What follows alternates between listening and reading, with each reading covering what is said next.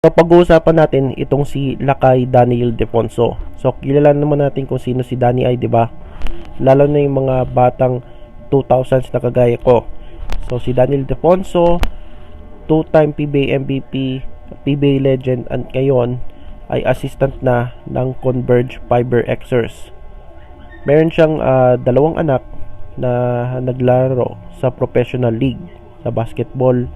Una dyan si Sean Ildefonso na nasa Rain or Shine nila to Painters, at si Dave Ildefonso, first round pick ng Northport Batang Pier noong nakarang PBA Rookie Draft.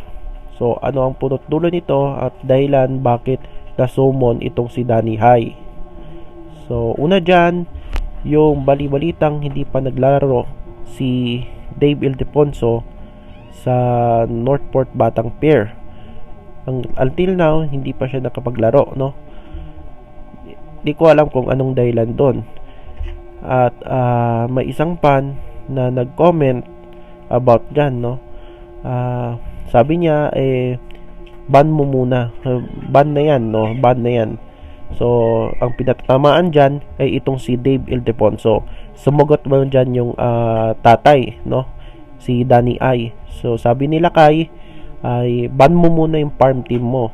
So alam naman natin kung sino yung farm team dyan sa liga, at yun na natin i-mention yan. So alam naman niyo yan kung sino yung farm team dyan sa PBA. Ban mo muna yung, sabi niya, ban mo muna yung farm team mo. Kami gusto naming manalo at gusto namin mag-champion. So sa tingin ko tama dyan si Danny Ildefonso. So walang masama doon. So dahil dyan ay di ko alam, yung una di ko pinatulan yan kasi baka alam naman natin ngayon na maraming fake news dyan sa social media, at hindi natin alam kung account ba niyan ni Daniel Defonso or kaya dami account. So totoo pala, no, na account niya yung at saka nag-reply na itong PBA,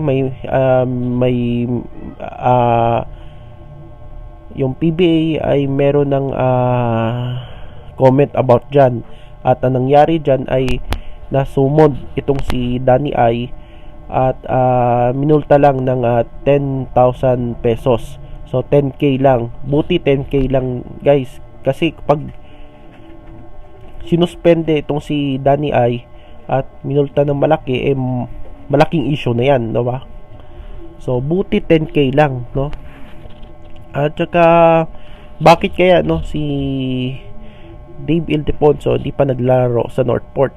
So alam ko si Justin Baltasar ay nasa MPBL pa, hindi pa naglalaro sa Converge. At saka si Mark Donoy, no, isa pa yan na nasa Terra Firma, ngayon di pa naglalaro, ay dahil